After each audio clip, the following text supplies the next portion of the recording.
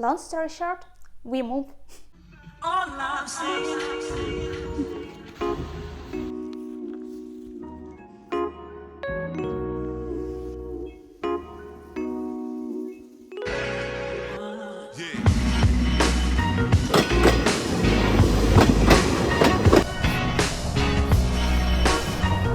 So my name is Jane, welcome back to my channel, and on this channel we are discussing such question as living as internal displaced person in Ukraine, actually internal refugee. Who am I? I was displaced from Dnipro to West Ukraine just because we fled the war with my husband together. And of course we discuss in such question as people, culture, nature, life in Ukraine, cities of Ukraine in this difficult time, and topic about the war, what is most important. So if you like this topic and want to see more of this video, please put the thumbs up to help YouTube algorithms to show and make this video more discoverable, and of course subscribe to my channel if you want to see more of such content. Thank you, and I'm sorry for my English because it's my third language and I'm trying my best. First evening we moved, I was so overwhelmed that just wanted to clean the kitchen and lay down to bed. So we have moved from the small town into the big city Lviv. Actually, me and my husband were chasing this dream to live in exactly at that city from 2015. And now our dream came true, but unfortunately in such situation, it is bad situation for all Ukrainians, the war. Most important question, is it dangerous to live in big city than in smaller city? Of course, we have a risk here, and every air alert I'm sitting in the corridor waiting when it's over. As no matter where do you live in Ukraine, there is no any safe place from the Russian missiles. Just recently, these terrorists attack the central part of city Dnipro, my native city, and burn a bus station with 50 buses. I have no clue how it can help them to win the war, but they just attacking civil infrastructure to put mass panic among the citizens. And it could be average morning, but no, while Ukrainians are cooking the dinner or breakfast, they probably listening to the YouTube podcast or scrolling newsfeed about recent situation on the front line or about nuclear blackmailing of Vladimir Putin. And I want to apologize about my reaction this morning. The coffee is shitty, to be honest with you. So it's day 5, I'm living in this apartment and I'm completely satisfied with it because it's simple, white, bright, and what else can you wish for this budget, because we were quite limited, you know. And today I am going to see the doctor and figure out how I can get my injection from COVID, because I need to do my 3rd injection. It's already time. And actually, if this video was named "Is it safe to live in Lviv?" I'm sitting here on my kitchen and thinking, should I do this booster injection, or Putin will drop the nuclear bomb on us and we all will die.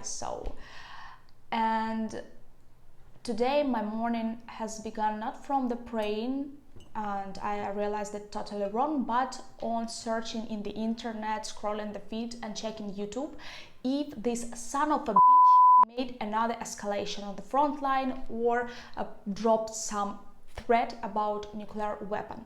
And I was thinking, guys, how we ended up this way in the 21st century, when one insane dictator threatened with nuclear bomb to all democratic world and to the Ukraine, and how Budapest memorandum have ended up us this way.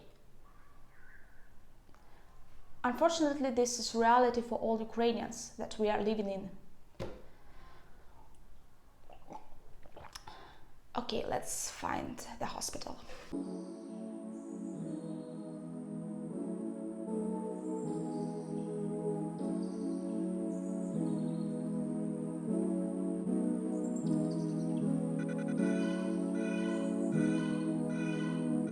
And while I walk into this hospital, I was thinking about how blessed am I, because I have a roof on my head and I'm living in the more or less safe place.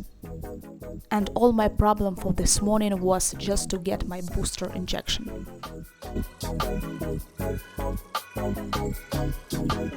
So guys, it was super fast. I have signed agreement and 3 minutes passed and they done my third booster vaccine from COVID-19 and I think I'm protected. So let's check my condition of my body in the following 24 hours.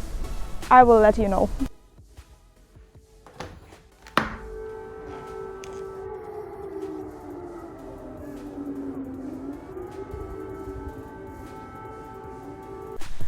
Yeah, another morning, another siren, and unfortunately this is not what you can ignore now, guys. Just my check-in, how my injection passed and my body conditions. Truthfully saying, yesterday evening was hard because my body had some kind of strange reaction on my booster. First 2 times is what not so severe. My headache was actually terrible. My body had a pain like truck crushed you on the road. I needed to take my painkillers yesterday just to survive this pain and spent a night in my winter pajamas because I was so cold.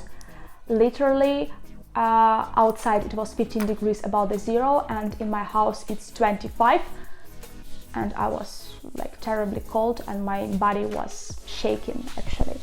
And now I'm taking my temperature. Let's check how much is it. 37.3. 37.3, not too bad, but not so well. So I really hope, guys, that by tomorrow I will be fine because I found volunteer center and want to visit them and help them. So my task for today is to work a little bit and found out how I can open shelter door from my basement.